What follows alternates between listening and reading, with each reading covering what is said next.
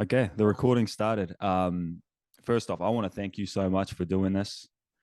I've reached out to Cushla. Is that how I pronounce your name? Yes, that's correct. Yep, So Cushla. I reached out to Cushla via Facebook and just asked her if she would want to share her story, and she's graciously agreed to do that. So, again, thank you so much. I really appreciate it, and I'm really looking forward to diving deep into you in regards to, well, that came off wrong. My apologies, but I know what you mean. diving deep in with you and walking alongside you and helping and bringing along the listeners to uncover and just discover and unravel this journey that you've been on. I think it would be packed full of wisdom and knowledge and just teachings that we can all learn from. So, again, thank you so much. And I just want to start by saying that sensitive issues may be discussed during this podcast. So just be aware if you are easily triggered. I would just suggest that you just remain vigilant and aware. If you are feeling depressed or you're feeling low, you can call or text 1737 to speak with a trained counselor, and that is a free service. And there is also a hotline 0800 111 757. We can free text 4202 to talk with a trained counselor as well. And that is free. And that is obviously in New Zealand. If you live anywhere else in the world, you will have to do your due diligence. So, with that being said, Cushla, first off, could you please introduce yourself to whatever capacity you wish to, and you legally can as well. Right, okay. So yeah, I'm Cushla. I'm nearly 50 years old. I spent the good part of 17 years in the foster care system as a ward of the state. And my story really has been about what needs to change, what I've wanted to see change in the system. Through the system, I had 36 foster homes. I believe that needs to change. I'm a foster parent myself now, so I can really see where a lot of those gaps were. Right. Yeah. Could I just jump in here and just ask you? So first off, when did you first become aware that you were in state foster care, and how did you respond or react to that realization? That's actually a really good question and something nobody's asked me before. Um, I don't know when I became aware of it. Actually, that's a lie. I think perhaps at primary school, there used to be a group of us from a group home that would walk to school. Um, and I think I remember the children, foster kid, foster kid. I think that's when I realized, oh, that's what I am. Yeah, I didn't know a word for it before then. Right. And how did you respond to that? I guess that's a form of bullying per se. So the friends that you were they all also foster children? Yeah, the kids that I was walking with. Yeah, yeah.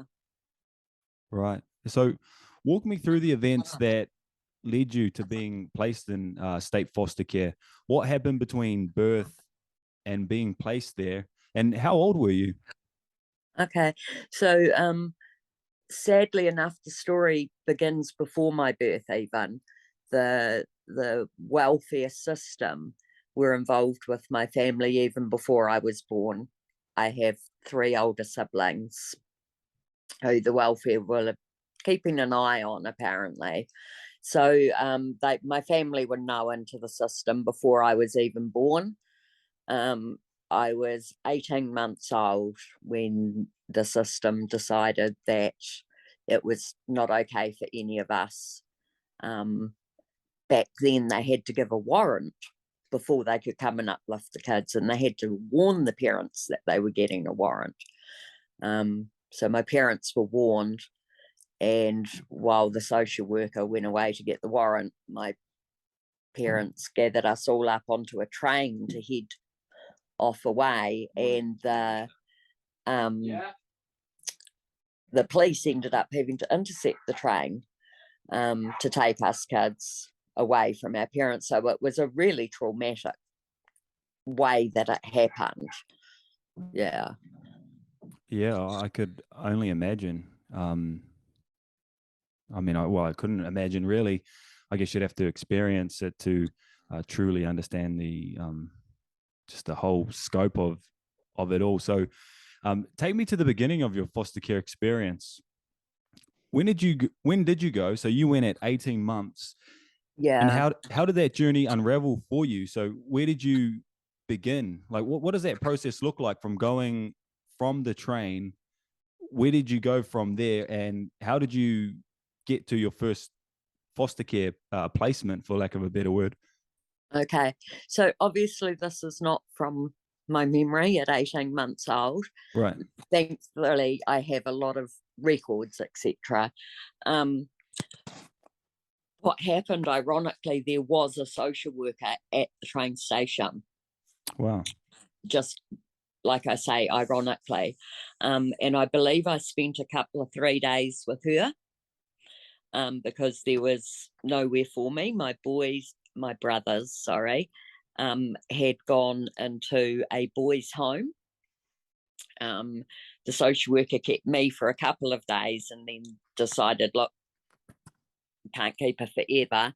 And I ended up in that boys' home as well because there was just nowhere else for me.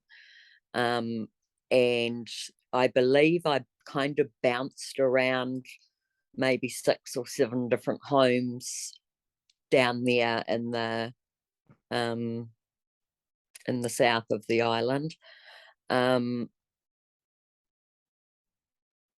Probably for about 3 or 4 years. Yeah, I bounced around a few different homes. Like I say, I don't actually remember them. Right. Yeah, I've since met a couple of the foster parents, but that's moving forward.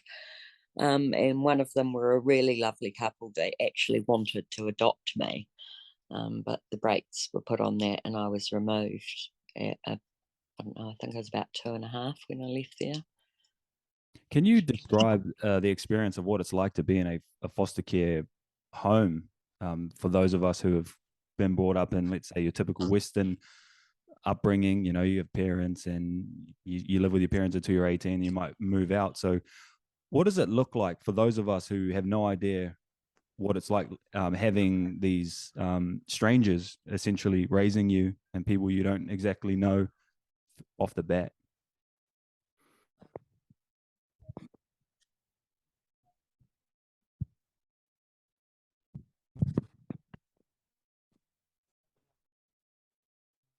One rule is for one house might not be the same rule for the next house. And you never know where your boundaries are. You never know, the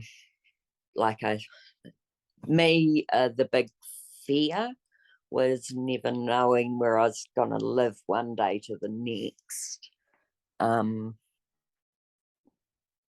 It's awful. It's a lonely, lonely way to have your childhood. It's a lonely childhood, and not one that, like you just said, unless you've lived it, you can't understand it. And obviously, as a child, even though I might have had some really close siblings, foster siblings that I lived with, when you're a child, you don't have those languages to talk about what's going on for you. So it's really lonely is the biggest thing. Not knowing if you've got anyone on your side, and not having a base. When people, I don't know, I hear about people, that get in their 20s, drink a bit much, whatever. Oh shit, no money, go back home. And never had a home to go back to, there's no base, there's no, just that home. Right. So there's no refuge or just a safe space for you to truly relax and be at ease. Yeah, yeah, yeah, yeah. What about the parents? Because I would imagine that potentially some of these foster parents had kids of their own.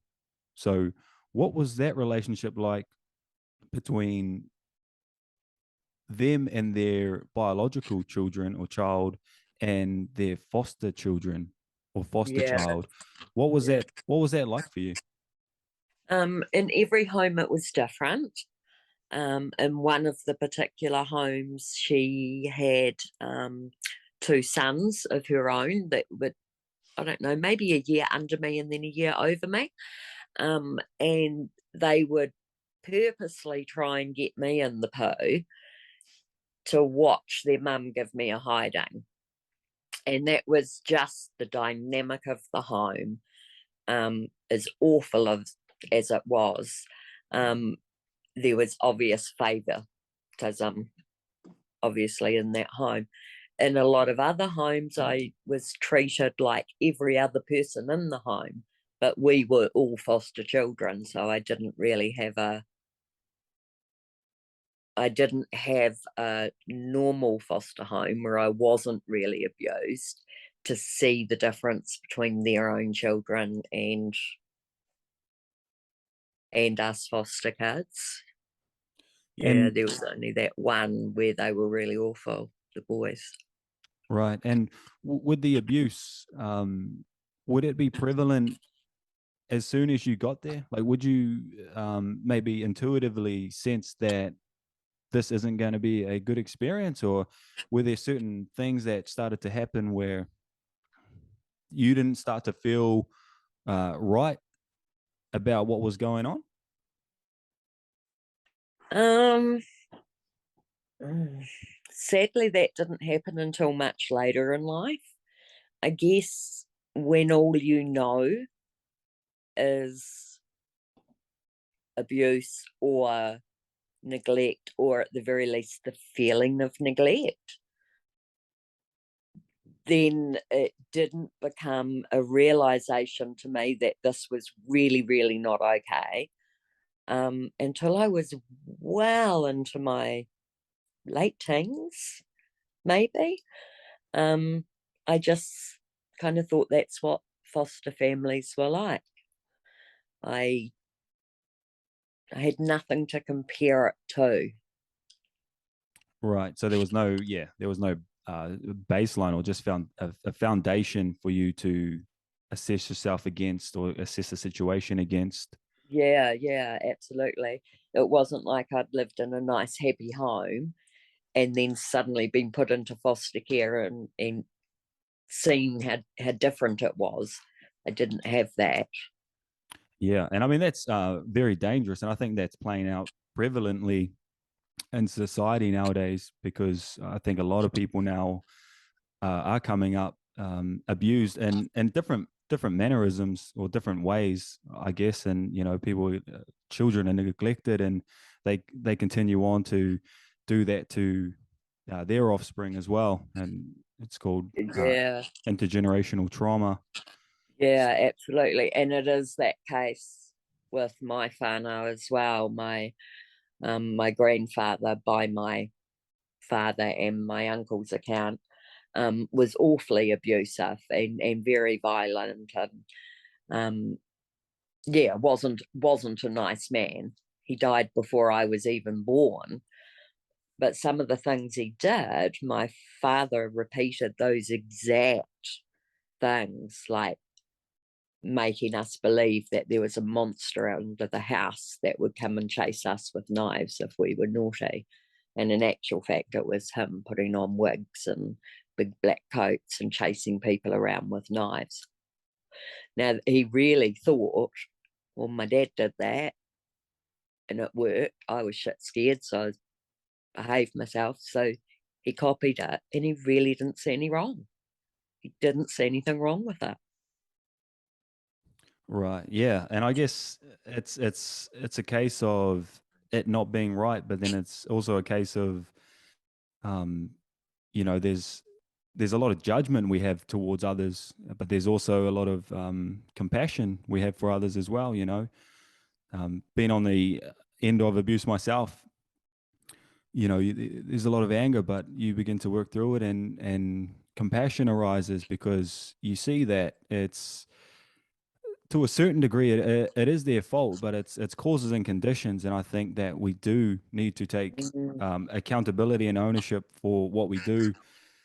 But man, it's just like it's a paradoxical situation you get put in, I think. So it makes total sense to me what you're saying. And for myself and for anyone who may be listening, can you just explain to us what it was like being in a foster care home? Did you notice that there were similarities between different foster parents and the way that they ran the house? Like, did they keep you separated from other children? Did they just abuse in the same way or the same shapes and forms? No, it was always different. Always different. Just like every single family is different and has their own quirks, every single family was different. A different kind of abuse, a different thing would set them off. It was always different. And I guess that's where so much confusion came in. I was always confused. I just didn't know what Right. Yeah. Yeah. That makes sense. And could you share some examples for us, and any examples that you feel comfortable sharing about some of the abuses that you've experienced through state foster care? Because we need to acknowledge that this is, or you were supposedly being taken care of by the state, and evidently that wasn't the outcome at all. And it seems like in the Abuse and Care Royal Commission inquiry of investigation, I mean, there's over 2,000 people come forward now, survivors they're calling them, saying that they've been abused in state care and state homes and state institutions. So could you just share some examples with us that you feel comfortable sharing, just so we can get a better picture of what people are going through in state care? Yeah, absolutely. So probably the worst, well, not probably, definitely the worst physical abuse I suffered was in one particular home, and that I was in that home I was maybe 8, and I had been beaten before. I'd been, I couldn't tell you who by, I just knew. I know that I had been twacked round before, and as it was in those days, you got hiding if you were naughty. But this particular home was, I didn't have to do anything naughty, and that's when I suddenly realized, oh, this is not necessarily me. This is somebody else just choosing to hit me. That lady had me for a year. I had so many bruises and black eyes, and I still have a chipped tooth. And the beatings would just happen just because. And it was this woman whose boys I was describing earlier. And it was just, I think I was a plaything almost to her. It was a competition to see who could make me cry the first between her and her boys. I was starved to the point that I actually went to school and stole some food out of a rubbish bin at school. And I was seen by one of the other students, so obviously the rest of my days at that school were really quite awful. She then would force feed me. She'd really use food as a punishment. So she would either withhold it and starve me, or she would force feed me to the point I would vomit. And at times she would even make me then eat my own vomit. And to her, that was just okay. She didn't see any issue with that. When I was finally taken from that home, it was because of a black eye that another social worker had problems with. And when she spoke to my foster mother and asked, she said, I was meaning to hit my own son, but I missed and hit her. Which even then, if you're going to hit your own son like that, is that okay? Obviously not. But that was the worst physical abuse. It's it's interesting you talk about this because, and I was actually speaking about this morning with my lady, of how, we don't actually know who people are unless we're with them 24/7.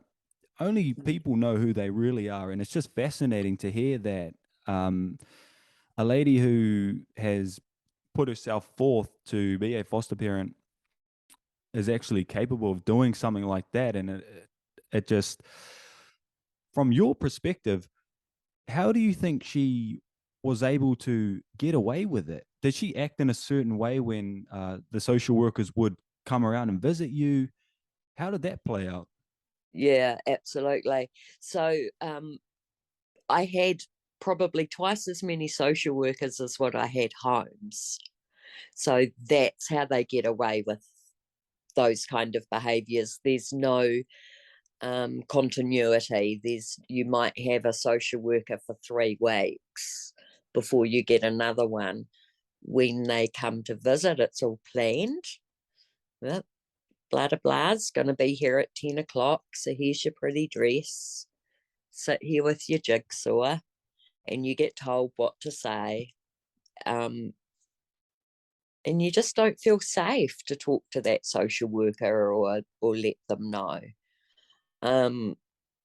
One of the social workers, my social worker, had complaints about my bruises, and she wrote in a report that every family has their ups and downs and their problems, but we've got nowhere else for Cushla at the minute.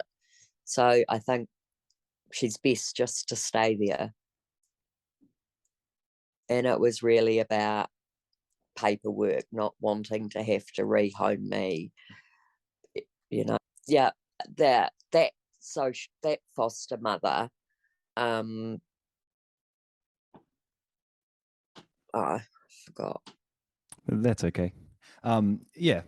I mean, what about the other foster children that you came across? And because I didn't listen to your audio statement that you gave to the commission, I opted to read your written statement and talk to you here. I feel like it would have been more authentic just to hear it from you directly to me. So, in regards to the other foster children that you came across, what was your relationship with them, and were there any times where you both were living in the same house and both being abused? Yes, there was. So obviously, because of the amount of homes bouncing, I didn't really form a lot of relationships with many of my foster peers, brothers, sisters, if that's what you want to say. There was one home that I was in for a year and a half in my early teens, and I made a close friend in that home. We were both being sexually abused by the foster father in that home.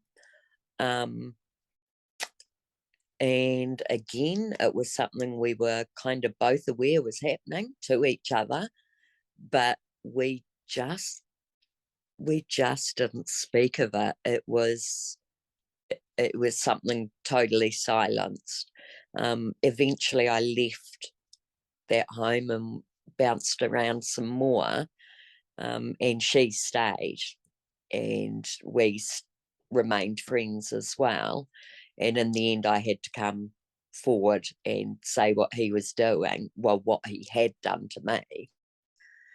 Because when she came forward, of course, nobody believed her. But even with both of our statements, the police kind of made us shut up, if you want to say. I don't know how else to say it. Yeah. Why do you think you two ladies got that reaction? Number one, the parents that we were living with had received a Queen's Service Medal for their work in foster care. They had been fostering for so long and fostered so many children. How many? I honestly couldn't tell you. Yeah, I honestly wouldn't know. So But they they've been fostering for about 50 years, I believe. So, wow. a lot of kids. Wow. And they were also upstanding members of a Anglican church where we were made to school at as well. So they were upstanding members of the community. Yeah. It's that's one thing I find interesting is the fact that a lot of these individuals always they always hide behind religion. They always have this Yeah, they always put a facade on, and they are always what you would expect someone not to be yeah, if they wanted to disclose or hide what they truly are, predators. And it's really unfortunate that you you as a child was given that reaction from the police. And I've actually heard many accounts of other individuals being abused and not being believed. How do you think that could change? Like, what do you think it would take? Because we're almost in a time where, some are coming out and saying, so some females and males are coming out and saying they were abused, but they actually weren't abused, which actually just completely destroys and denigrates true claims as like yourself. So yeah. how do you think the response, how do you think it could change? Like, do you think that you could have done anything differently to have a different reaction? Or do you think because they're putting on this persona and they're in the Anglican church and they're upstanding citizens, white collar workers, Yeah. good people, that you won't be believed? I think in the situation that I was in through the welfare system, the only way I think you're going to change,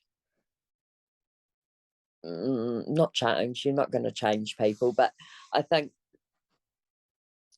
there needs to be two social workers. So one social worker for the parents and then another social worker for the child. And those two social workers are working in collaboration, obviously, to make this family circle work. But the child social worker needs to be the child social worker. Hey, I'm on your team. If you leave this house and end up at another house, I come with you and I'm still your person. Then that is the only way that kids are going to feel okay to come out and talk. Right. Yeah, that makes total sense. In I think it was stuff.co.nz, I read an article about the Maris brothers, and there was a massive amounts of allegations of historical abuse at their schools. And one account, one of the students was saying that the abuse it played itself out in a manner where, first off, the abuser would would just speak with him through the door in the morning when he was walking past, and then he would gradually open the door, and then he would come into the, and then he would come into the room, and then he would sit down, and then he would, get into the blanket, and then he would get into the sheet, and then the abuse happened. So, did you notice a similar effect like that being played out in your situation? At the time, no, because you're a kid. You don't see those things. You really don't. Um, one of my abusers, everybody else at the time, oh, isn't he amazing? Always wanting to take her out and spend money on her. And, oh, isn't he awesome? I didn't realize what he was doing as a kid, but later, yeah, of course, it was obviously I was being groomed for a very long time, and it is a gradual thing, and you don't notice it happening. And as a kid, you don't have the words for it anyway. Right. And as a kid, how did you react to something like that? Did it express itself in closing off to people or closing off to everybody? Did certain behaviors become more prevalent in your own life, in your own experience? Maybe the way that you're treating yourself or other people. Yeah, look, for a lot of years, I was just angry, angry, angry. And this whole, I'm 50. So I've been in counselling for 40 plus years. And there's all that forgive, forgive, forgive. And for so many years, I thought that meant something different. So I held on to this. I'm not going to forgive. And it did. It was an awful. It manifested in, look, over medicating myself, so to speak. It manifested in some really unhealthy relationships. Um, it manifested in not putting enough value on myself. I really did see myself as damaged goods. So therefore, I guess I was either looking for a sticking plaster or somebody that didn't mind I was broken. And when you put that out, that's what you get. And like I say, there was some pretty bad relationships I let myself go through because I believed that was what I was worth, I guess. Right. And I'm just coming back to what we were just speaking about. Was there any did you receive any reconciliation for that? Was for lack of a better term, was justice served in that? And how did it play out? Because I could imagine that it was a new experience for you, and maybe one that was just completely baffling to you. And how how did you go about it? So you went to the police and you got the reaction you did. Did you speak to your current social worker at that time, and how did they respond to this, and what was done about that situation? So the social worker at the time disbelieved me, and gave no support. Um, Drove me in silence to the police station to give a police statement. While I was giving the police statement, the policeman was continually asking me, "Why are you lying? Why are you saying these things? You know you're going to end up being sent up to Wellington," and just being really awful about it.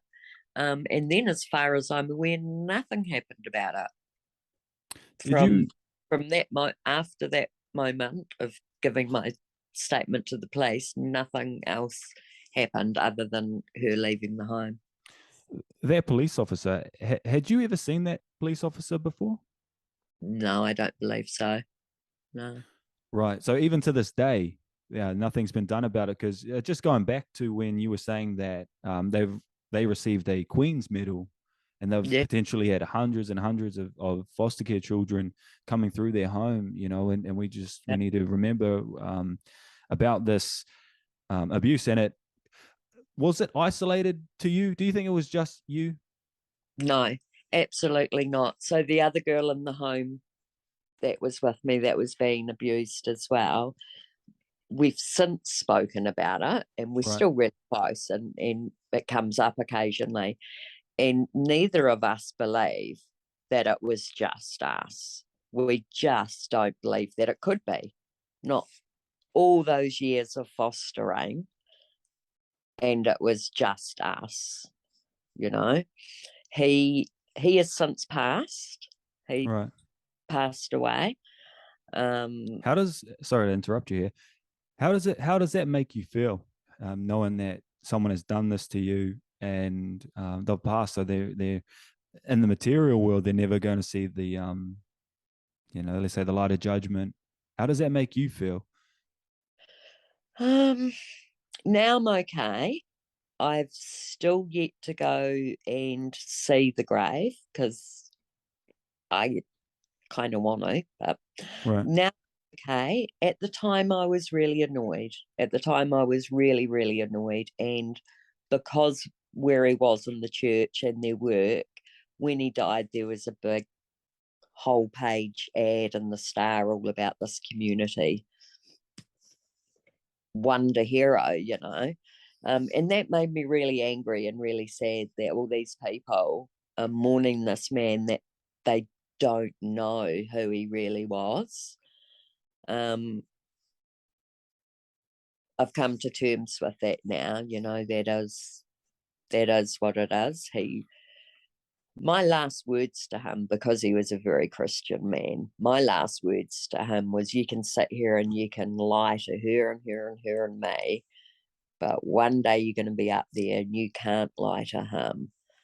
And they were my last words, and I've always felt kind of good about that. Not a hugely religious person, but I believe somewhere in him, he knew that to be the truth, that he would have to face this one day.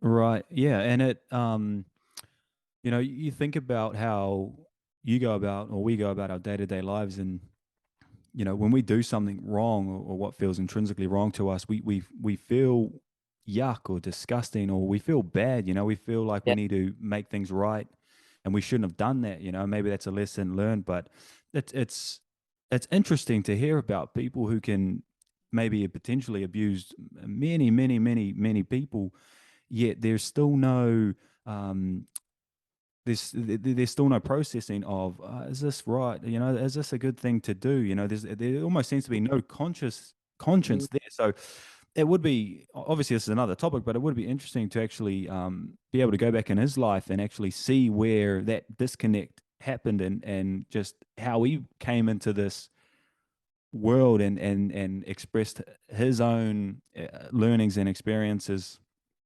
But obviously it doesn't make it right what he done at all. And yeah.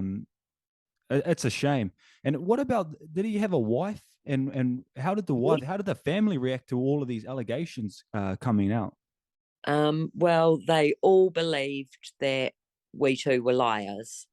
All of them, all the family got together and pretty much ganged up on us on that one day of the first disclosure. Um, the the wife, oh, she was actually a really good foster mum and instilled some really good values that I actually still use today in my own parenting. Um, it was just her husband. He, yeah. Do you think she was aware of it? Do you think she was aware of what was going on, or Oh, was he just so cunning and no, he slick? was so cunning, man. He Mm. was so cunning.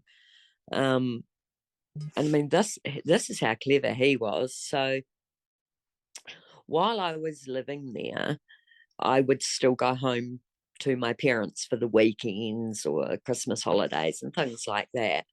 Um, and I had three older brothers, and they were all in other homes as well, but they would go home for weekends and holidays as well. One of my brothers started sexually abusing me when I was about 3 years old, 2 to 3 years old.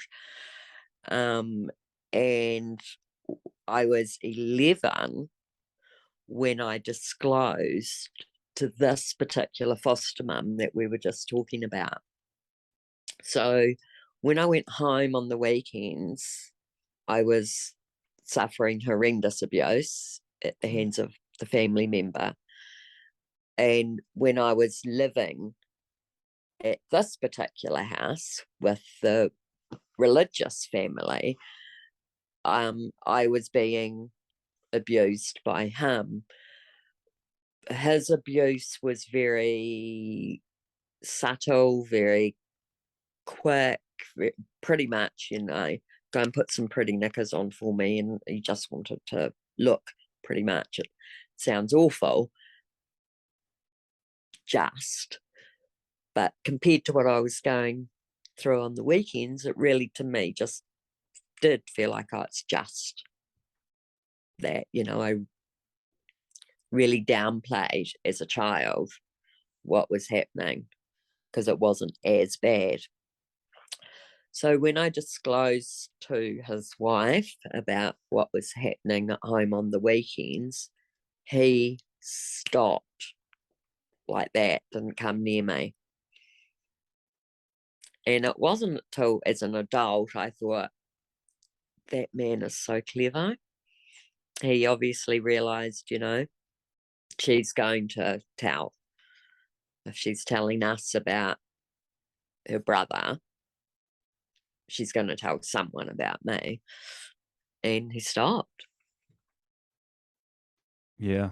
And obviously I don't have research or facts to back this up, but it almost seems as though, people of that nature, predators, narcissists, they're almost, to me, they almost seem like they're the weakest people, you know what I mean? But perceptually, they want us to see them as the strongest people, right? The strongest of the pack. But Yeah. they internally, they really are the weakest people. And it just seems like, because you said that, he's scared, he's fearful. You know what I mean? His true colors Yeah. are really showing more and more. So it's really good that you did speak up, and you've continued to speak up. And I'm honestly, I'm so I'm so happy for you that you've been able to work through it. And you've chosen not to be a victim, and not to say that you haven't, you didn't have a hard time, working through all of this. And as you continue to still work through all of it, Yeah. it's a never ending cycle. So I'm so happy to hear that. Thank you, Jake. Thank you. Yeah. Can you can you tell me what it was like going from the from the foster care back to your parents' place, and then you're being abused there as well? Did that come to you as a shock? I'm not too sure how old you were, but were you shocked? And was it almost normal to you because of your experiences through the state care? Yeah, it was normal. It was normal to me. Like I said at the beginning, all I knew was abuse and neglect. It really was all I knew. And there was a home that I was in for about 6 months when I was 2 or something, and they wanted to adopt me. And apparently that was a really, well, I've met them since as adults, a beautiful family. My life would have been different. My life would have been so, so different. So there were those beautiful people in there.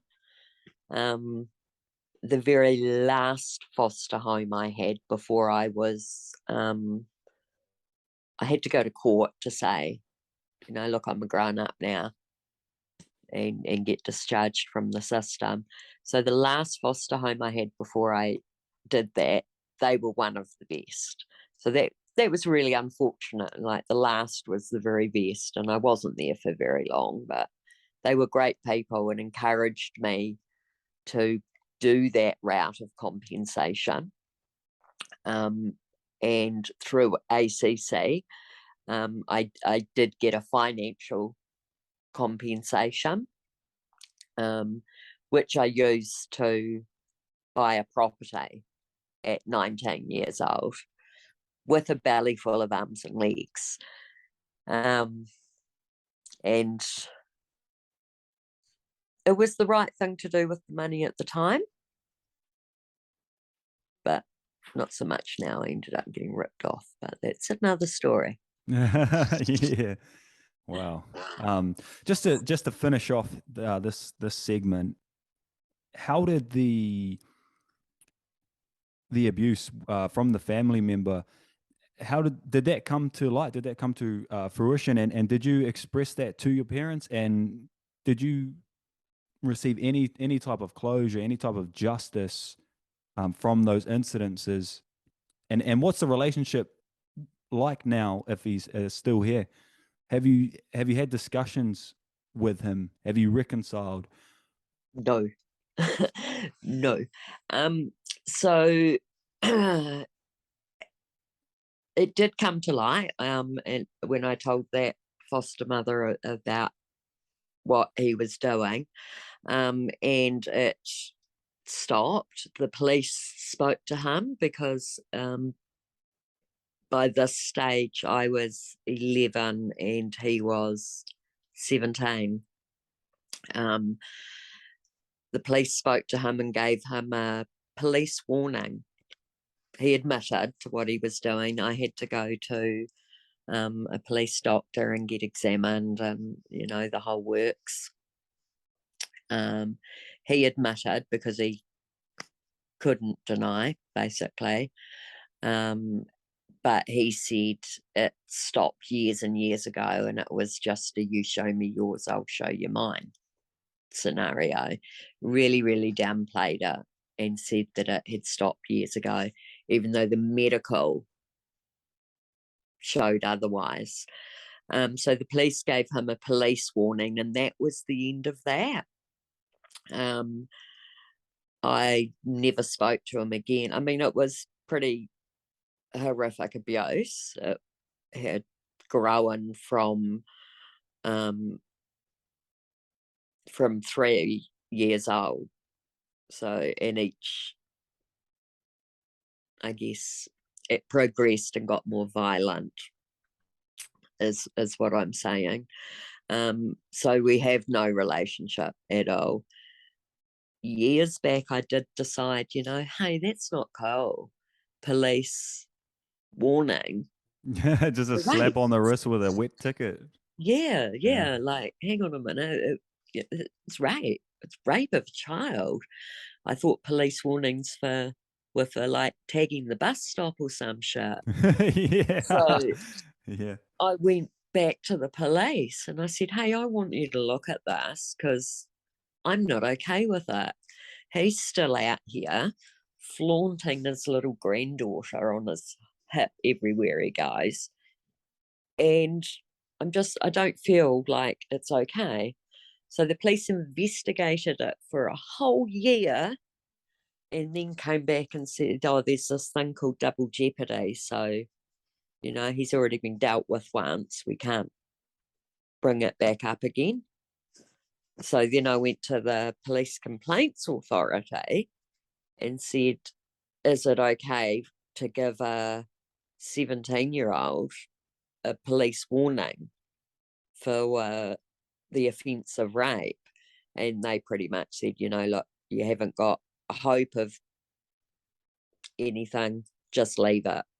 So it's just been left. And yeah, he's still here. He lives in the same town as me. And I have no relationship with him. I'd like to keep it that way. Yeah, absolutely. And it's two things. It's interesting, like just hearing the police reactions, the responses to both times. I think maybe you'll come out more times than the times we've spoken about, but actually just coming forward and speaking about your experiences and them not believe in you, or even listening to you. I think even giving you the time of day to actually put some effort in into getting to the truth. So I find that very interesting. And how did this affect your family? Like the relationship with, was this your biological brother, and how did this affect Yeah, the family yeah, dynamic? And did you continue to, once it came to light, did you continue to go back home on the weekends, or did you completely shut off everyone? yeah. So when it came to light, there was a blanket rule that if I was at my mother's for the weekend, then he wasn't allowed to be there. So, they put these things in place to try and keep me safe. Um, he was still there anyway. And my mother would just lie about it and say that he wasn't, and tell me that if I didn't lie, I'd end up getting taken from her house again. So just keep quiet, which I did, because he never came near me again after I had told and the police had spoken to him. He didn't come near me again. So we did still see each other. I felt scared every time. And as soon as I was old enough to make my own decisions, late teens, I just broke away from the family. The family unit has never been really close. Um, it's been a broken family for generations and generations. Myself and one of my other brothers are really, really close. He lives in Perth, and we've really rekindled a brother-sister relationship, and it's really lovely. Yeah, no, that's awesome to hear. And when you finally decided to leave the foster care system at 19, what emotions and thoughts were flowing through you at this time? Like, did you have any sense of direction? I could imagine you said you were given a certain amount of money and you had a baby in the womb. So what was going through your head at that time and point in your life? Um, Again, confusion. I actually felt like I'd been kind of dumped off a cruise ship and was just floating Mm, in the middle of this ocean. Um, and every now and then the cruise ship would throw me something in the sense of I would get uh, um, a chip for money for a blanket for my baby, and different things like that the system kind of helped me with afterwards, but not with relationships or how to run a home. Or I had a mortgage and I didn't know what interest was. right. That Yeah. that's Yeah. wrong. Yeah. I was 19 years old and had a mortgage and didn't know what interest was. Those sorts of things should have been taught and explained. And relationships, you know, Absolutely. I And had no family members teaching me about here's what a healthy relationship looks like. I didn't know. right, yeah. So how did the trauma and abuse affect you, not only in your personal life, but also in your social life as well? Having moved from the foster care system at 19. That's really been a journey, and still Right, continues to be a right, journey. At the very beginning, the trauma and abuse really closed me. I was very much like a wee mouse. I didn't social. I had no friends at school. I would just sit and write. I'm a writer, and I'd just sit and write and write and write in my room, very solitary. Um, then later, when I got out of the system, um, I was easily taken advantage of. The very first person that said, "Here, I'll love you, I'll look after you," I went, "Yeah, okay," because I thought that's what I needed. I'd never had it in my life. So I had a really unhealthy relationship um, with almost every relationship I had. Alcoholics, etc. Then myself, I ended up in a gambling addiction. And then later, the trauma and abuse kind of manifested itself where I was a social butterfly. My own teenage years had kind of been stolen from me in a lot of ways, and suddenly I felt like I was 16. I was in my early 20s and a mum, but I was having too much fun all of a sudden that I'd never had. And so it really, what am I trying to say? I spread my wings, for the first time, and it was dangerous because I should have been able to spread them earlier. Right. And for anyone who, like, for me personally, I think a lot of people, they can't fathom or comprehend or understand why people have addictions, why people have certain addictions. And we actually all have addictions, whether we're willing to admit it or not. And, they can either be productive or non-productive. But when you spoke about being with alcoholics and becoming a gambling or having a gambling addiction, can you just explain to myself and to people who may listen to this why and what you got out of those specific relationships? So when you would gamble and it did become an addiction, what were you getting from it that you were hooked on? And also, people would also say, they'll look at a relationship and say, well, why doesn't he leave or why doesn't she leave? That is absolutely toxic. But I think they don't understand the foundation of what is actually playing out here. So could you Yeah, just explain to us, please? yeah, absolutely. So, first of all, with the unhealthy relationships, the alcoholics, and why didn't she just leave, etc., etc. I grew to believe in that relationship. Um, I was convinced in that relationship that I was the reason. Like if he was drunk and he was angry, it was because I had done something. And then I would think, okay, well, I'm sick of the shit. I'll go. Where have I got to go? As a foster kid with no relationship with her family at all, both parents, no relationship, I had nowhere else to go. So I was stuck. And then come well, this is what you deserve. This is obviously, like some people are just born to have a shit life. And, maybe this is just it. Just accepting my lot. Yep. A lot And of it was just, accepting my lot. what about the gambling addiction? What specifically were you getting from the gambling that you may have not been getting from anything or anyone else? Um, that's actually real. I don't know what I got from it, to be really honest. I don't know. It was a very solitary addiction. And at the time in my life when the addiction was kind of growing, I was not a solitary person. I was out drinking, I was out partying, or I was working and at work dues. I was always out with people. And so I guess it was something I could do on my own, something I could have for mine as just my wee secret.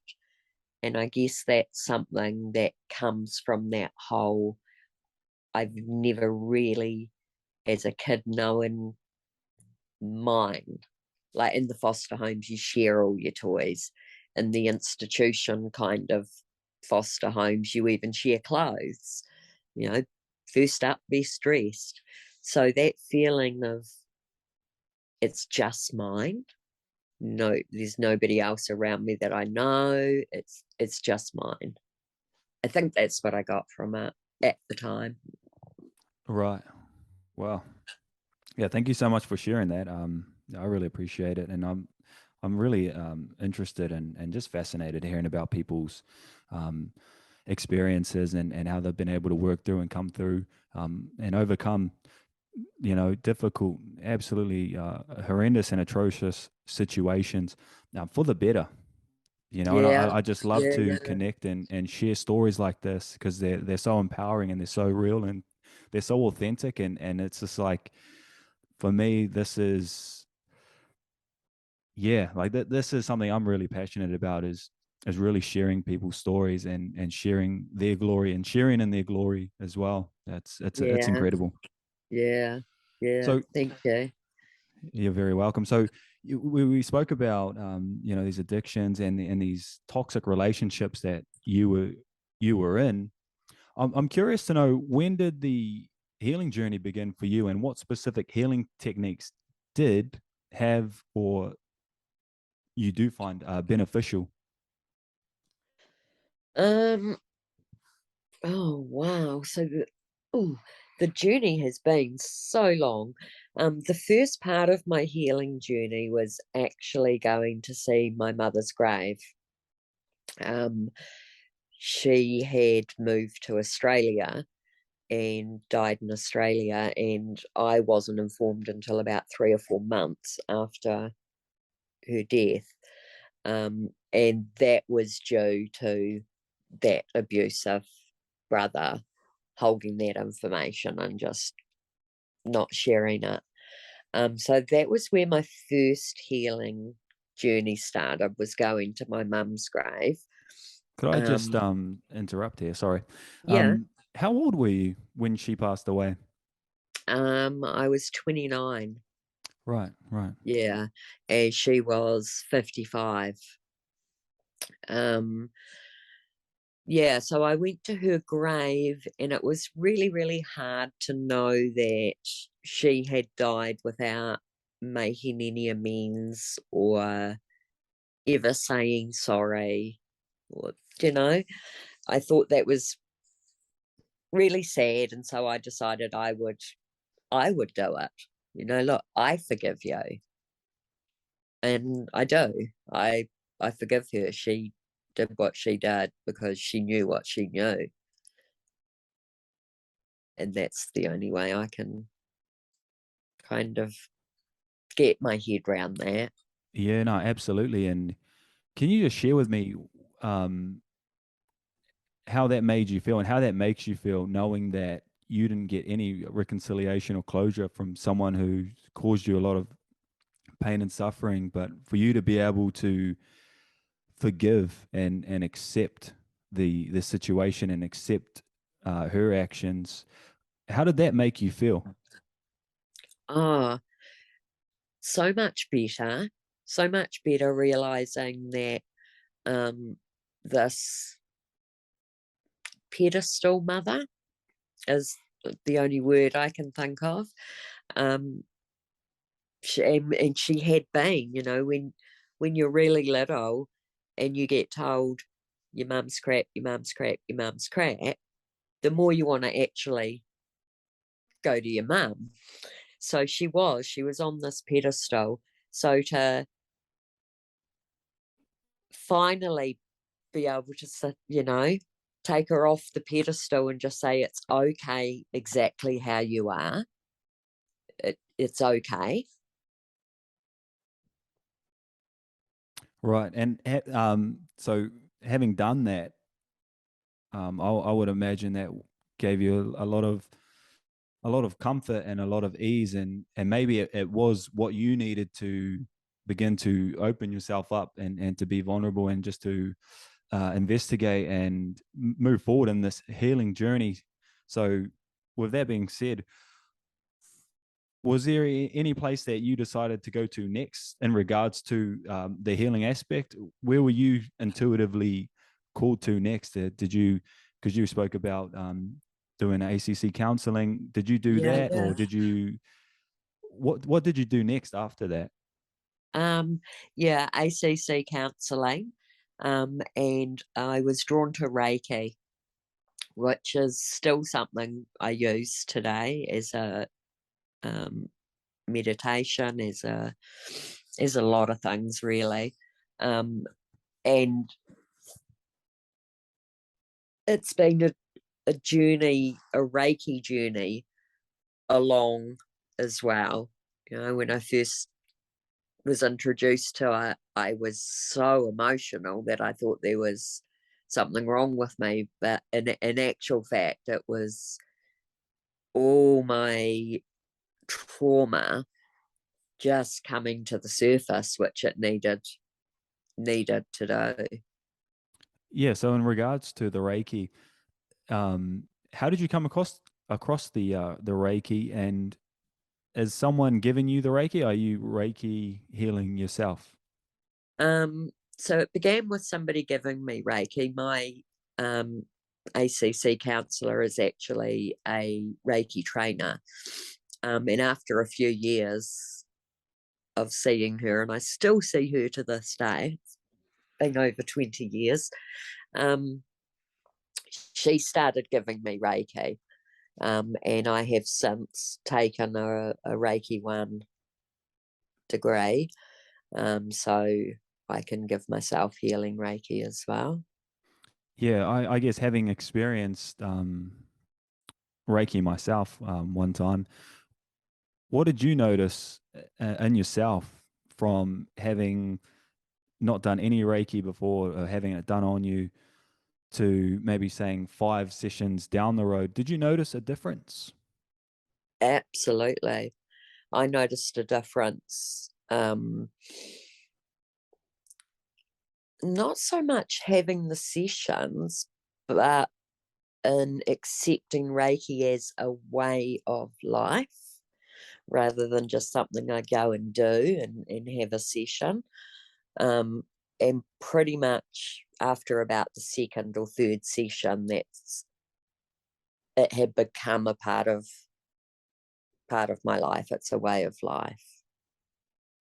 Right. And in regards to the counseling, did you go through many different counselors, or did you the very first counselor you got, or was the right fit for you? Because, for myself personally, like, I've noticed that people, it's like different flavors for different people, and you need to Yeah. find the right energy, I think, that fits with you. So how was that experience for you?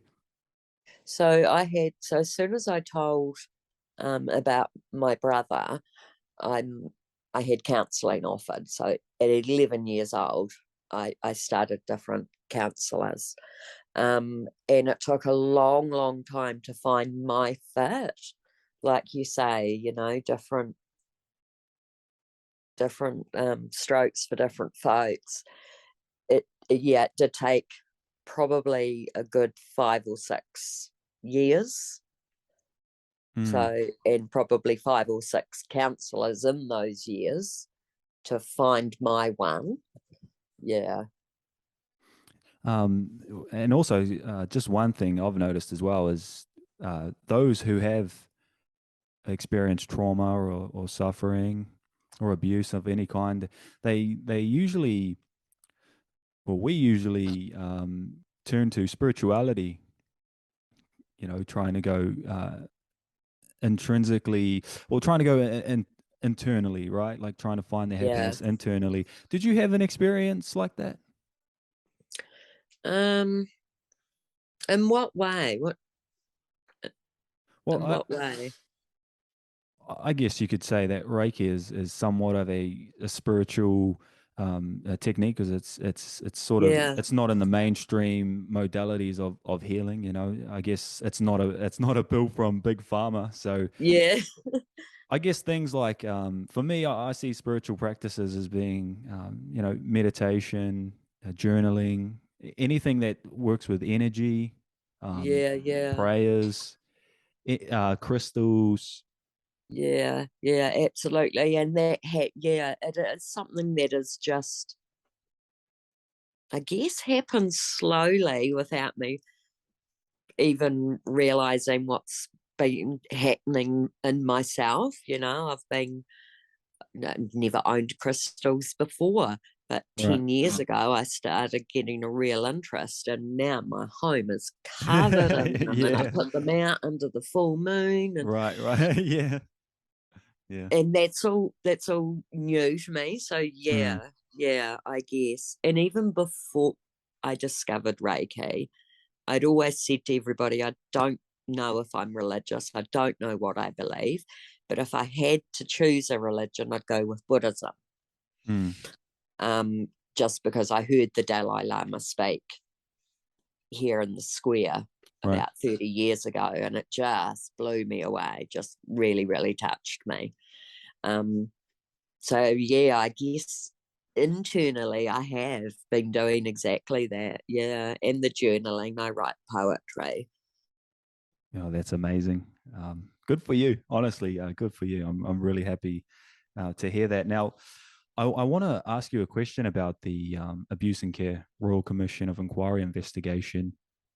Now, just to preface, for anyone who doesn't know what that is, could you just give a layman's terms breakdown of what it is they're doing and what the purpose of the inquiry is? Yeah, sure. So the Royal Inquiry is basically about gathering information and evidence to show where the system is going wrong. And then within that, the inquiry is also asking the survivors for their input and suggestions on how this can change. Our own personal experiences are brought into it so that we can make change for the future. Right. And what support systems are in place for the thousands of survivors who have suffered abuse in state care homes and institutions?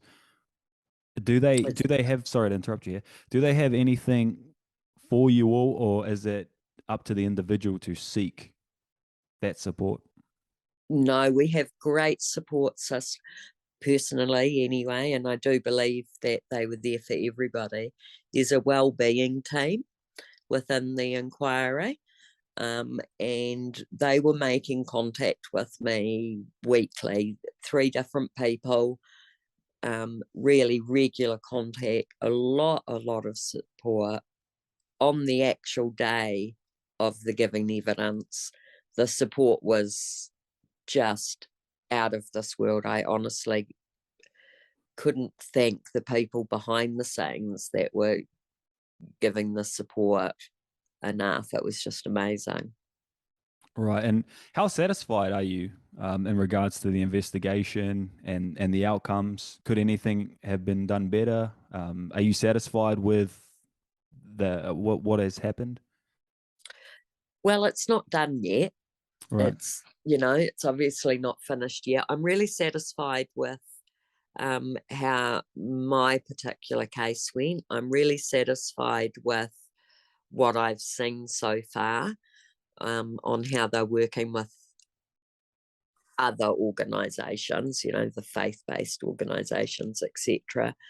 And we've yet to see changes, so I can't really say I'm satisfied with the end result yet, because we haven't seen those changes yet. And we might not see them in my lifetime either. I'm quite aware of that, but saddened by that at the same time. Yeah, no, that makes sense. I want to ask you about your experience of raising children and making that decision to become a foster parent. How has the journey of being a parent, a nurturer, a comforter, a mother, how has that been for you, having experienced what you've been through, and how did it impact you as a guardian angel? Um, well, it's actually been I keep using that word journey, but it's been That's okay. Yeah, it it's has been been. a real journey, to give a child exactly what I needed at that child's age has just really felt like a gift. it's just a beautiful gift that I've been able to give to her, that also helps heal me. You know, I can see my little self sometimes in her, so it's a real give and take situation. Yeah, that's beautiful. What are you most proud of as being a parent and a guardian? Is there a specific or just a moment that just springs out to you that you are proud of? Oh, there's so many. There's honestly so many.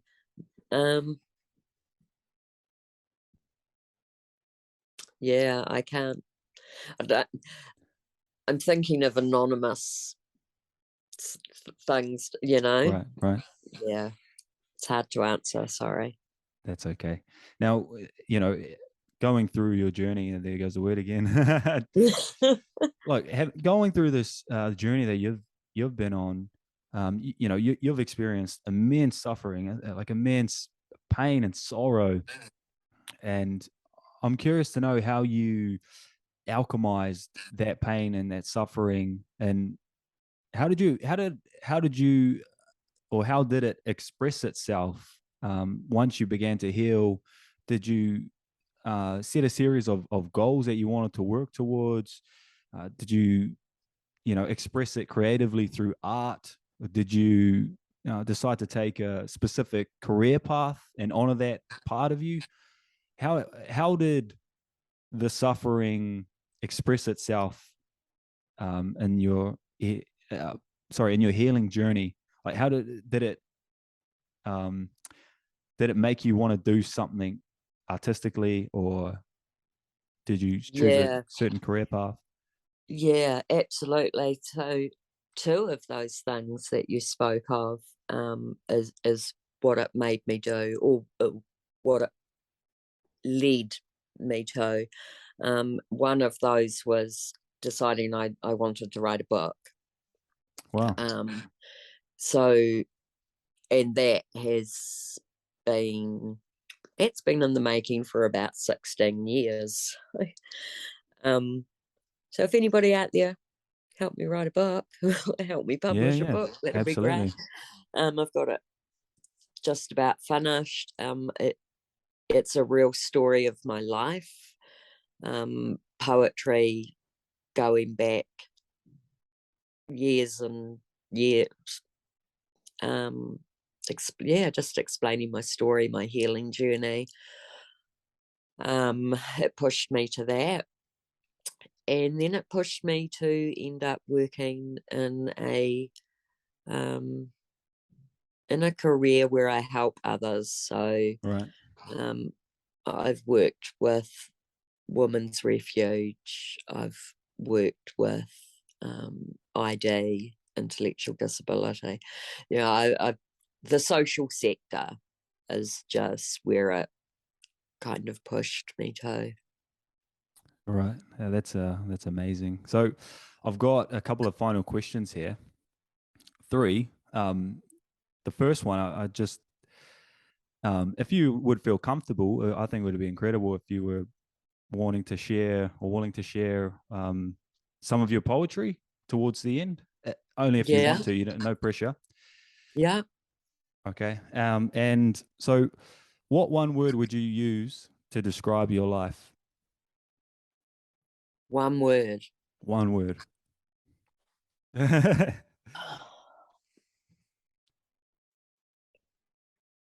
Mm,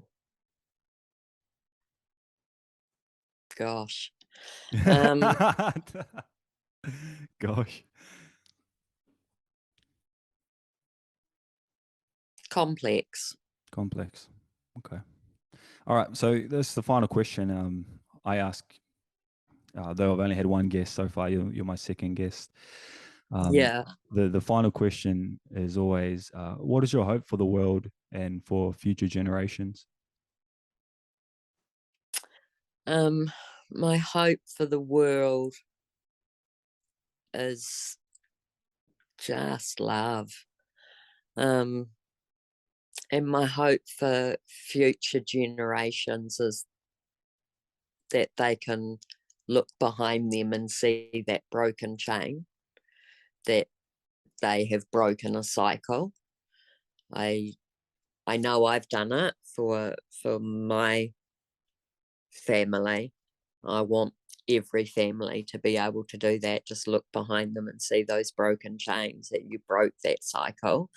And so now you can just keep moving forward and leave those chains right where they belong.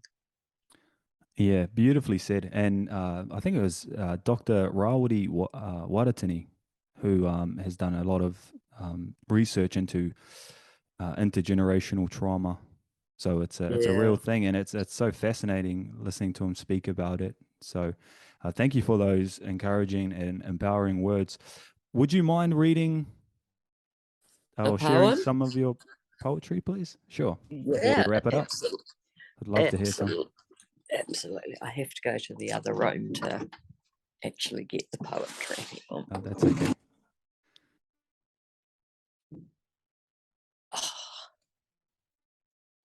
Sorry. No, that's okay. Okay. Here's one. Do you like to write when you naturally feel like writing, like when it just comes to you, or do you have a set schedule where you might write first thing every morning?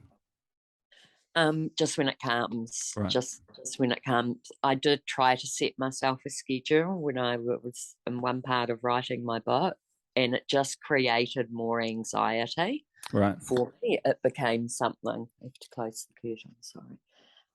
It became something that just created more anxiety. Mm.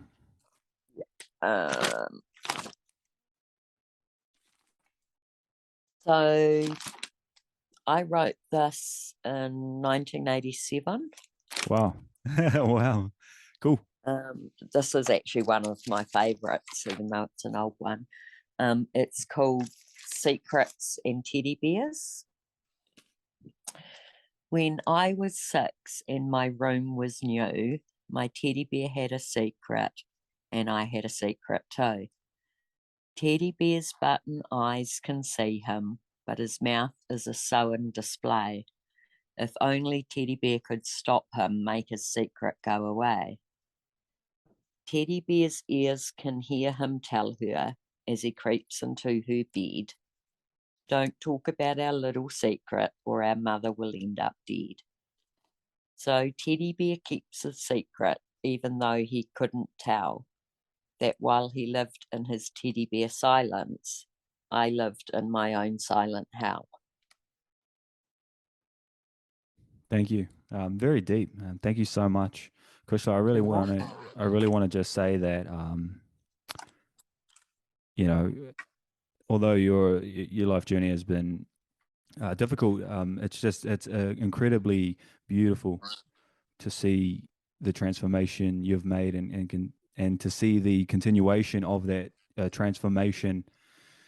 It's empowering. It's invigorating to the soul, to my soul. On my healing journey, I'm gonna just get immense inspiration from this, and also thank you so much for sharing. Thank you for being open and being willing to be vulnerable. Not many people are, and I think that takes great courage and great confidence, and knowing who you are. So again, thank you so much. I want to wish you well, and wish you happiness, and may you find the cause for perfect happiness. May you be at ease, and may you be free from suffering. Yeah. Thank you, Jake. No, thank you so much, and you have a wonderful day. You too. Thanks for the opportunity. Likewise. I'm really indebted to you, so thank you so much. Oh, good. Thank you. All right, much